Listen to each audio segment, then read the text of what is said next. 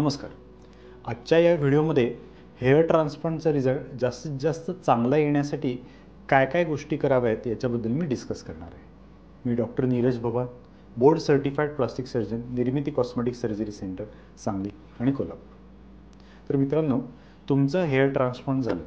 Hair transplant झाल्यानंतर तुम्हाला खूप इच्छा आहे की तुम्हाला लवकरात लवकर रिझल्ट यायला पाहिजे आणि अनेकदा भीती पण आहे की हेअर ट्रान्सप्लांट केलेले केस जात आहेत का किंवा रिझल्ट येणार आहे का. तर आपण हेअर ट्रान्सप्लांट नंतर काळजी कशी करावी याच्याबद्दल काही मी तुम्हाला गोष्टी सांगणार आहे. आता पहिली महत्त्वाची गोष्ट म्हणजे तुमचे डॉक्टर हेअर ट्रान्सप्लांट झाल्यानंतर तुम्हाला सांगतीलच की पहिले 4 दिवस आम्ही केसावरती मारायला नॉर्मल सलाईन किंवा जे सलाईनचं स्टराईल वॉटर असतं त्याचा वॉश करायला देतो. ते एव्हरी आवरली किंवा 1.5 तास 2 तासाने ते मारणं गरजेचं आहे. ह्याच्याने काय होतं की जे काही लावलेले केस असतात त्याच्या खाली जी काही खपली असते ती हळूहळू निघून जाते. ही खपली निघायला साधारण 7 ते 10 दिवस लागतात.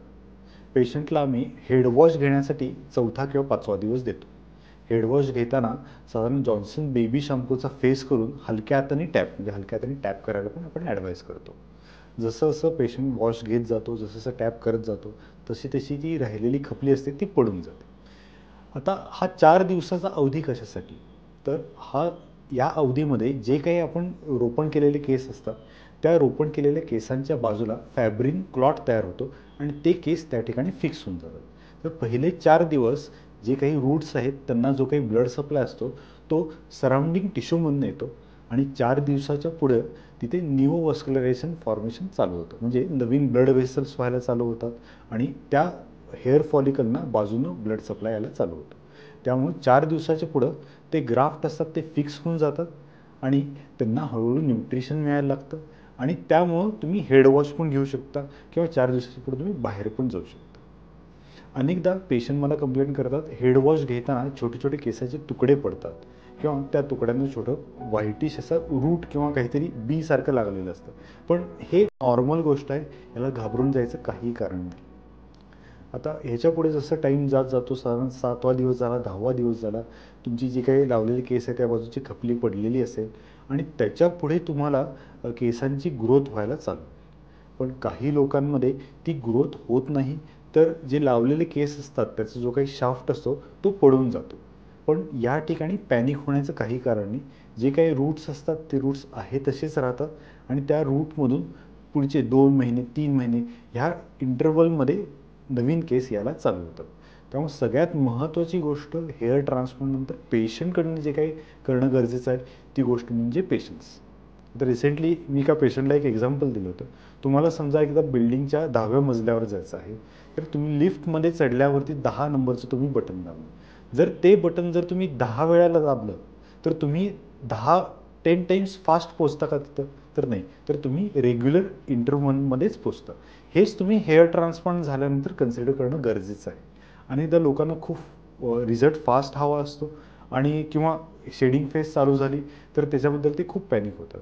तर हे लक्षात घेणं तुमच्यासाठी खूप महत्त्वाचं आहे की हे एक नॅचरल प्रोसेसचा पार्ट आहे. ती प्रोसेस फास्ट करण्यासाठी किंवा खूप लवकर येण्यासाठी आपण काही करू शकत नाही. आपल्याला तेवढा टाईम देणं खूप गरजेचं आहे.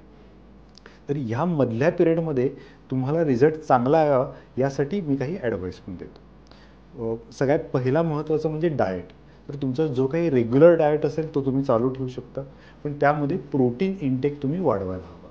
साधारण नॉर्मल प्रोटीन इनटेक हा पर डे तुमच्या वजना एवढं तुम्ही प्रोटीन घ्यायला पाहिजे ग्रॅममध्ये. म्हणजे जर तुमचं वजन 60 kg किंवा 65 kg असेल तर तुम्हाला साधारण 60 ते 65 ग्रॅम प्रोटीन तुमच्या डाएटमध्ये जायला हवं. त्याबरोबरच रेग्युलर वॉटर इनटेक असायला हवा, सीजनल फ्रूट्स असायला हवे, विटॅमिन सी म्हणजे जे तुम्हाला लिंबूमध्ये मिळतं, डेली तुम्ही लिंबू घेऊ शकता.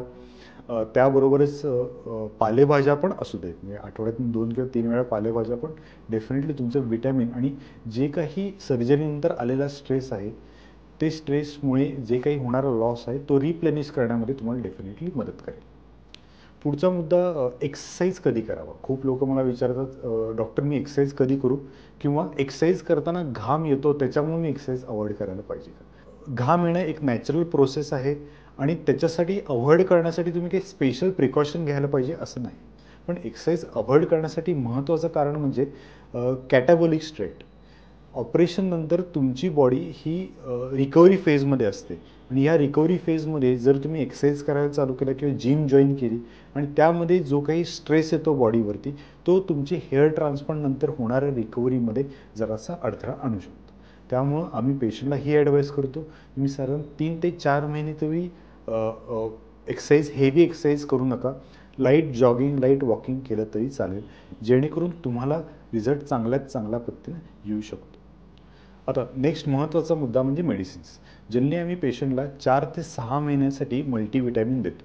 हे मल्टीव्हिटॅमिन लावलेले केस येण्यासाठी तर मदत करतातच, तर त्याबरोबर जे जुने केस असतात, जे कॅटाजन किंवा टिलोजन किंवा पडण्याच्या फेजमध्ये गेलेले असतात, त्यांना रिकवर करून ॲनाजन फेजमध्ये आणण्यामध्ये पण मदत करतात. मल्टीव्हिटॅमिन बरोबरच आम्ही मिनॉक्सिडिल सोल्युशन 5% अप्लाय करण्यासाठी सांगतो. हे अप्लाय करायला आम्ही साधारण 1 महिन्याचा अवधी देतो. याचं कारण ट्रान्सप्लांट केल्यानंतर ट्रान्सप्लांट केलेली स्किन असते ती बऱ्यापैकी मऊ असते, त्या ठिकाणी ती खूप सेन्सिटिव्ह झालेली असते आणि त्या ठिकाणी जर तुम्ही मिनॉक्सिडिल ॲप्लिकेशन इमिजिएटली केलं तर त्या ठिकाणी तुम्हाला अनेकदा पुरळ येतात किंवा रिॲक्शन आल्यासारखे होते. त्यामुळं ट्रान्सप्लांट नंतर 1 महिन्यानंतर मिनॉक्सिडिलचा वापर चालू करा. त्याबरोबरच प्लाझ्माचे इंजेक्शन्स पण आपण 1 महिन्यानंतर चालू करतो आणि DHT ब्लॉकर म्हणून आपण फिनास्टेरॉइड किंवा ड्युटास्टेरॉइडचा वापर पण चालू करू शकतो. तर हेअर ट्रान्सप्लांट नंतर तुमचे डॉक्टर तुम्हाला मेडिसिन ॲडवाईस करतील. तुमची ही जबाबदारी आहे चांगला रिझल्ट येण्यासाठी की हे मेडिसिन तुम्ही रेग्युलरली घेता आहात, ते चुकवत नाही आहात, की ज्याच्यामुळे तुम्हाला तुमचे लावलेले केस बरोबर जुन्या केसांचं पण आरोग्य चांगल्या पद्धतीने मेंटेन ठेवता येईल. सगळ्यात महत्त्वाचा मुद्दा पेशंटकडनं आम्हाला चांगल्या रिझल्टसाठी जे काही एक्सपेक्टेशनमध्ये आहे ते म्हणजे पेशन्स. कारण की पेशन्स हा हेअर ट्रान्सप्लांटचा सगळ्यात महत्त्वाची गोष्ट आहे. मी अनेकदा माझ्या पेशंटना, माझ्या क्लायंटना हे ॲडवाईस करतो की ट्रान्सप्लांट झाल्यानंतर तुम्ही विसरून जावा की तुमचं ट्रान्सप्लांट झालेलं आहे. पुढच्या 4 ते 5 महिन्यासाठी तुम्हाला केस आपण येतील, तुमचे आजूबाजूचे लोक तुम्हाला सांगायला लागतील की तुमचा लूक चांगला झालेला आहे.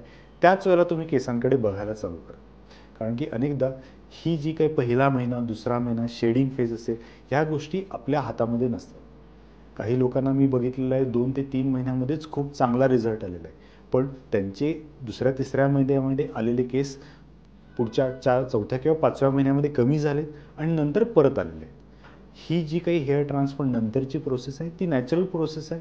त्याला आपल्याला त्याचा आदर करायला हवा आणि त्याला सफिशियंट टाईम द्यायला हवा. मी सगळ्यांना हे ॲडवाईस करतो की तुम्ही विसरून जावं तुमचं ट्रान्सप्लांट झालं आणि 4थ्या-5व्या महिन्यापर्यंत तुम्हाला काही ना काही रिझल्ट नक्कीच दिसेल.